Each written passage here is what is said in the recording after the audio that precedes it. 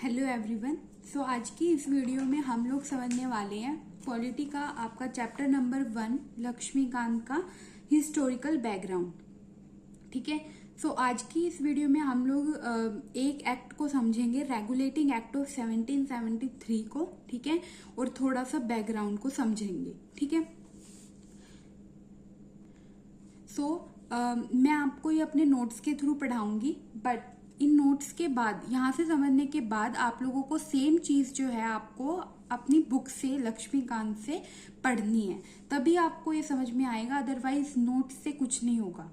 यहाँ से समझने के बाद इसको रीड करना अपने आप, ठीक है, बुक से, तो आपको और ज्यादा क्लैरिटी आएगी। हम स्टार्ट करते हैं हिस्टोरिकल बैकग्राउंड। तो सबसे पहले मैं आप लोगों को इसका थोड़ा बैकग्राउंड के बारे में बताती हूँ। ठीक है। देखो, जो ब्रिटिशर्स थे वो इंडिया में कब आए? ब्रिटिशर्स जो है वो इंडिया में आए थे 1608 में एज अ ट्रेडर्स, यानी वो यहाँ पर किस लिए आए थे? व्यापार करने। ठीक है। और किस फॉर्म में आए थे वो? ईस्ट इंडिया कंपनी की फॉर्म में आए थे। ठीक है। ईस्ट इंडिया कंपनी मतलब कंपनी थी वो एक तरह की, जो कि ट्रेड करती थी। ठीक है। और जो वहां पर क्वीन एलिजाबेथ वन थी, उसने उनको एक चार्टर जो है वो ग्रांट किया था 1600 में। उस चार्टर में क्या था? उस चार्टर में ये था कि उनको अब एक्सक्लूसिव राइट है ट्रेडिंग के, यानी अब वो ट्रेडिंग कर सकते हैं। ठीक है। सिर्फ उसी कंपनी को ही ये राइट मिला था। ठीक है। उसके बाद 1765 तक वो लोग प्योरली ट्रेडिंग कंपनी थी, यानी वो सिर्फ यहाँ पर व्यापार कर रहे थे पूरी तरह से। बट फिर क्या होता है? फिर उनको दीवानी राइट्स मिल जाते हैं, जो कि शाह आलम उनको देता है। ठीक है। ये कैसे मिले, क्या हुआ था? ठीक है। तो ये आप लोग हिस्ट्री में पढ़ेंगे, यहाँ पे इतना ज्यादा समझने की जरूरत नहीं है, बस यहाँ पे थोड़ा शॉर्ट में जान लेंगे हम कि शाह आलम से उनको दीवानी राइट्स मिल गए थे। दीवानी राइट्स क्या होते हैं? जैसे कि रिवेन्यू और सिविल जस्टिस से रिलेटेड उनको राइट मिल गए थे, क्या वो ये चीजें संभालेंगे यहाँ पे। ठीक है।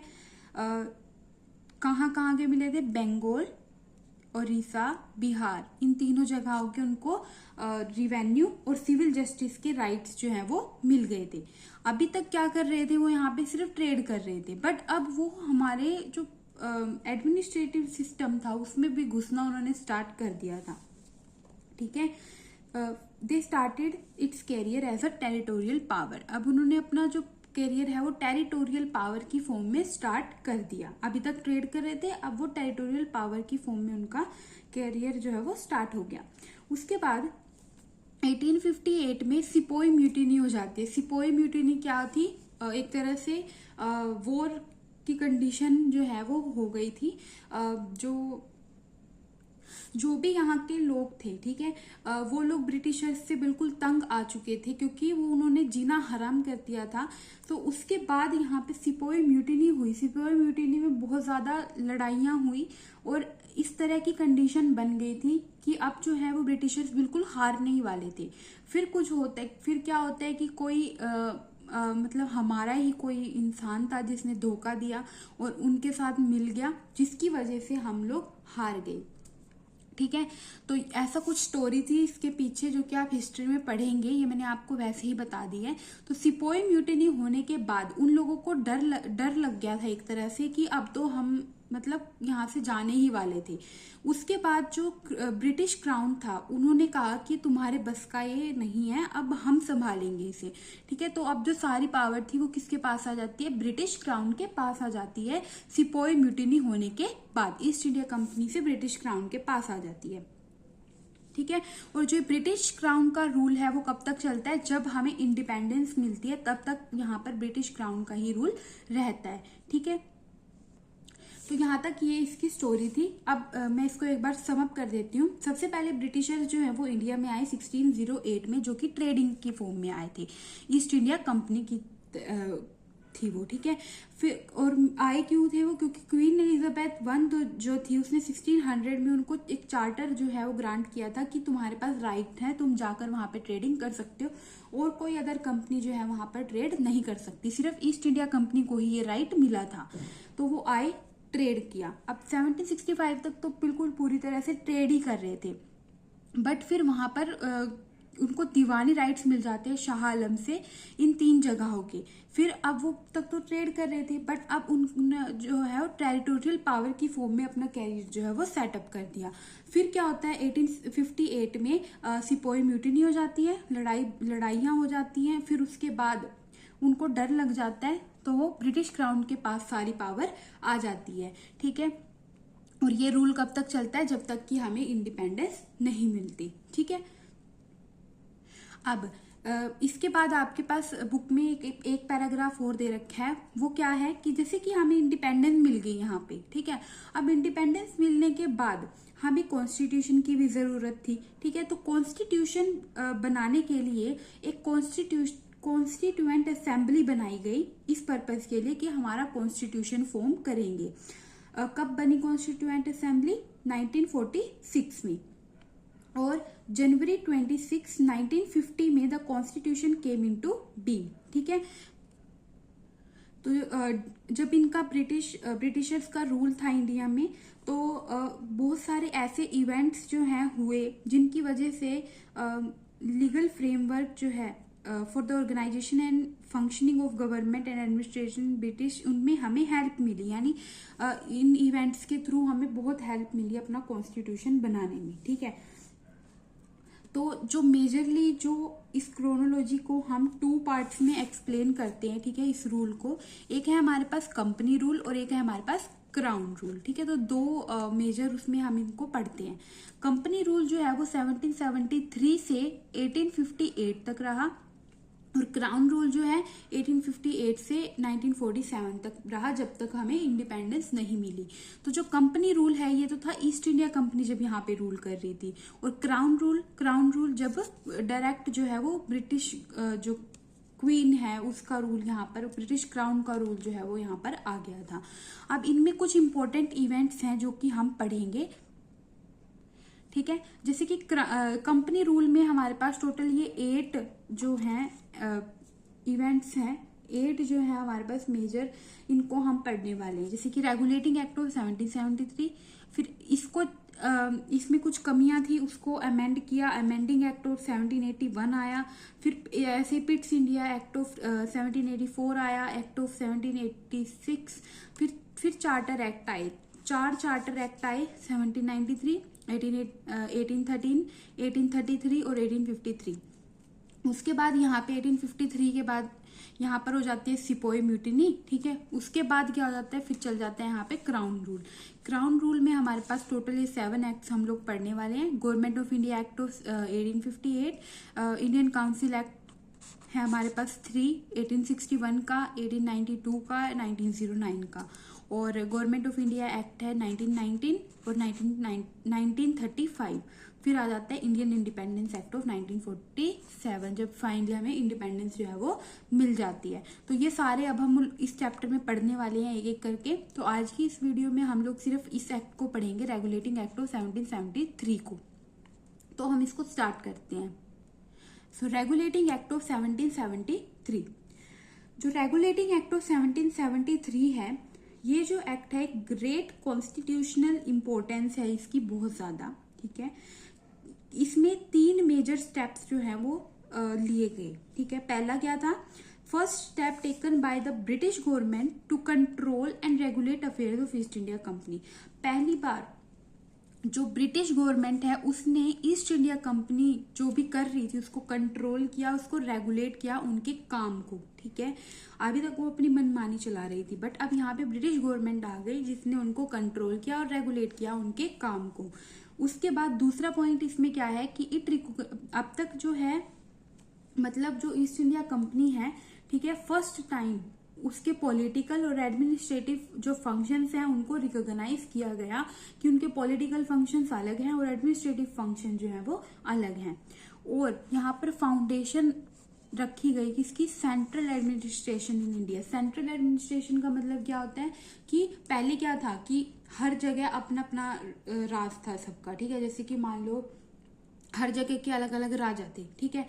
अब वो अपनी अपनी जगहों को चला रहे थे, बट कुछ सेंट्रल एडमिनिस्ट्रेशन का सिस्टम जो है, इसकी फाउंडेशन जो है वो लाई गई, यानी कि एक ही कोई हेड होगा, ठीक है, जहां एक ही सेंटर होगा जहां से सबको रूल किया जाएगा, ठीक है। तो ये हमारे पास 3 जो है मेजर पॉइंट थे इस एक्ट के। पहला क्या हो गया कि जो ईस्ट इंडिया कंपनी है उसके जो काम है, अफेयर्स है, उसको कंट्रोल और रेगुलेट किया गया। सेकंड, उनके जो पॉलिटिकल और एडमिनिस्ट्रेटिव फंक्शंस हैं उनको रिकॉग्नाइज किया गया।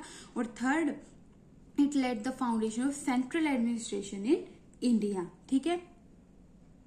उसके बाद इसके कुछ इंपॉर्टेंट फीचर्स हैं जिनको अब हम लोग पढ़ने वाले हैं कि इस एक्ट में क्या क्या इंपॉर्टेंट फीचर्स थे। फर्स्ट क्या था, जो GOB means governor of Bengal, and governor of Bengal जो था उसको अब क्या बोलने लगे, गवर्नर जनरल ऑफ बंगाल, ठीक है। गवर्नर ऑफ बंगाल को क्या बोलने लगे, गवर्नर जनरल ऑफ बंगाल, ठीक है। और 4 मेंबर्स की जो है एक काउंसिल भी बनाई गई जो कि हेल्प करेगी गवर्नर जनरल ऑफ बंगाल को उसके कामों में, ठीक है। जैसे कि मान लो इसको कुछ भी काम करना है तो वो इनकी सलाह लेगा, इन 4 मेंबर्स की, ठीक है। और जो फर्स्ट गवर्नर जनरल बनाया गया वो कौन था, लॉर्ड वॉरेन हेस्टिंग्स, ठीक है। फर्स्ट पॉइंट क्लियर हो गया कि गवर्नर ऑफ बंगाल को क्या बोल दिया गया, गवर्नर जनरल ऑफ बंगाल बोल दिया गया, और उसकी 4 मेंबर की काउंसिल बनाई गई जो कि उसको उसके कामों में हेल्प करेगी, ठीक है। और फर्स्ट गवर्नर जनरल कौन था, लॉर्ड वॉरेन हेस्टिंग्स।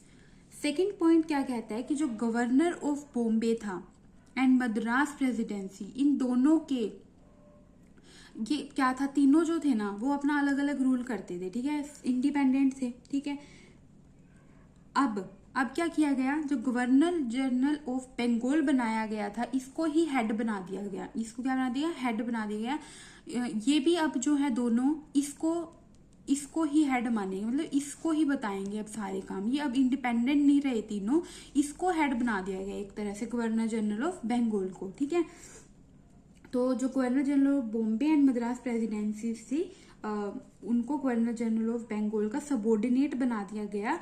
जैसा कि पहले ये तीनों क्या थे, इंडिपेंडेंट थे, बट अब ये तीनों इंडिपेंडेंट नहीं रहे, अब ये तीनों जो हैं, अब ये दोनों जो हैं वो गवर्नर जनरल ऑफ बंगाल को रिपोर्ट करेंगे, ठीक है। थर्ड है सुप्रीम कोर्ट एट कैलकटा, जो सुप्रीम कोर्ट है वो सेटअप किया गया कैलकटा में इन 1774, जिसमें एक चीफ जस्टिस था और 3 अदर जज थे, ठीक है।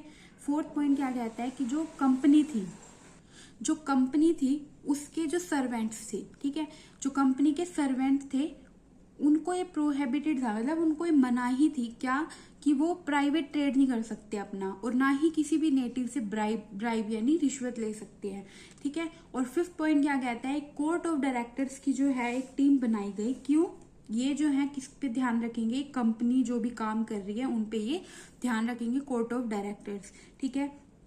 कौन थी ये, एक गवर्निंग बॉडी थी कंपनी की, टू रिपोर्ट इट्स, जो कंपनी है वो इस कोर्ट ऑफ डायरेक्टर्स को जो है वो जो है इनको रिवेन्यू, सिविल और मिलिट्री अफेयर्स जो भी हो रहे हैं इंडिया में उसके रिलेटेड रिपोर्ट करेगी। तो बेसिकली कोर्ट ऑफ डायरेक्टर बनाए किस लिए गए थे, ताकि जो ब्रिटिश गवर्नमेंट है उनका कंट्रोल जो है कंपनी के ऊपर और ज्यादा अच्छा हो सके, उनकी पकड़ जो है वो अच्छी हो सके। तो ये जो है 5 पॉइंट्स थे, ये फीचर्स थे हमारे पास किसके, रेगुलेटिंग एक्ट ऑफ 1773 के। तो यहाँ पर ये आपका खत्म होता है। अब मैं इसको जितना भी आज हमने पढ़ा उसको फटाफट से एक बार समअप कर देती हूँ। तो सबसे पहले हमने देखा कि जो ब्रिटिशर्स हैं वो इंडिया में आए 1608 में as a traders, East India Company की फॉर्म में। क्यों आए थे वो, क्योंकि क्वीन एलिजाबेथ वन जो थी उन्होंने उनको चार्टर ग्रांट किया था, एक्सक्लूसिव राइट उनको मिल गए थे ट्रेडिंग के। उसके बाद 1765 तक तो बिल्कुल अच्छी तरह से ट्रेड कर रहे थे, बट फिर उनको मिल जाते हैं दीवानी राइट्स 3 जगह के। अब वो टेरिटोरियल पावर की फॉर्म में अपना कैरियर सेटअप कर देते हैं।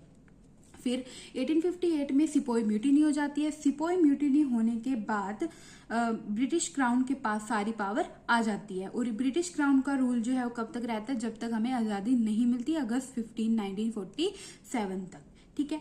अब जब हमें इंडिपेंडेंस मिल जाती है यहाँ पे, उसके बाद हमें जरूरत होती है कॉन्स्टिट्यूशन की। तो कॉन्स्टिट्यूशन बनाने के लिए हम कॉन्स्टिट्यूएंट असेंबली बनाते हैं, ठीक है। और जो इस रूल के दौरान जो भी इवेंट्स हुए उनकी हेल्प से हमें हमारे कॉन्स्टिट्यूशन में बहुत हेल्प मिली, जिनको इसलिए हम यहाँ पे पढ़ने वाले हैं कि इनमें क्या क्या था। तो हमने दो तरह से देखा इनको, कंपनी रूल, क्राउन रूल। ठीक है, कंपनी रूल जो है आपका, उसमें हमें टोटल ये पढ़ेंगे हम, और क्राउन रूल जो है इसमें हम यही एक्ट पढ़ने वाले हैं। अब जो फर्स्ट आज हमने पढ़ा वो था रेगुलेटिंग एक्ट ऑफ 1773। तो ये हमारे पास इसमें 3 मेन पॉइंट्स आपको याद रखने हैं। पहला क्या था कि जो ब्रिटिश गवर्नमेंट है वो कंट्रोल करेगी और रेगुलेट करेगी ईस्ट इंडिया कंपनी के अफेयर्स को, यानी कामों को, और फर्स्ट टाइम जो है उनके पॉलिटिकल और एडमिनिस्ट्रेटिव फंक्शन जो है उनको रिकॉग्नाइज किया गया, और सेंट्रल एडमिनिस्ट्रेशन इन इंडिया की फाउंडेशन जो है वो रखी गई। फिर इसमें टोटल 5 जो हैं इसके फीचर्स है। पहला क्या था कि गवर्नर जनरल ऑफ बंगाल बनाया गया, और जो तीनों प्रेसिडेंसीज थी, अब उनमें से जो बॉम्बे और मद्रास प्रेसिडेंसी थी उनको भी गवर्नर जनरल ऑफ बंगाल का सबऑर्डिनेट बना दिया गया। अब वो इंडिपेंडेंट नहीं रहे। ठीक है, हेड बना दिया गया एक तरह से गवर्नर जनरल ऑफ बंगाल को, और सुप्रीम कोर्ट सेटअप किया गया जिसमें एक चीफ जस्टिस, 3 अदर जज थे। और फोर्थ पॉइंट क्या था कि जो कंपनी के जो भी सर्वेंट्स थे उनको प्राइवेट ट्रेड करने से और नेटिव से ब्राइब लेने के लिए प्रोहिबिट यानी मना किया गया था। और फिफ्थ, कोर्ट ऑफ डायरेक्टर्स बनाया गया। ठीक है, तो ये हमारे पास था रेगुलेटिंग एक्ट ऑफ 1773। सो कल हम अब हम एक एक करके इनके सारे जो हैं एक्ट्स को पढ़ने वाले हैं। अब यहाँ पे मैं आपको 2 क्वेश्चंस जो है वो दे रही हूँ। ठीक है, इनको ट्राई करना, और हो सके तो इनका आंसर जो है वो कमेंट्स में देना। इससे रिलेटेड कोई एमसीक्यू तो नहीं है। ठीक है, सो जो भी क्वेश्चन मैं आपको दूंगी उनको ट्राई करके देखना। So thank you so much.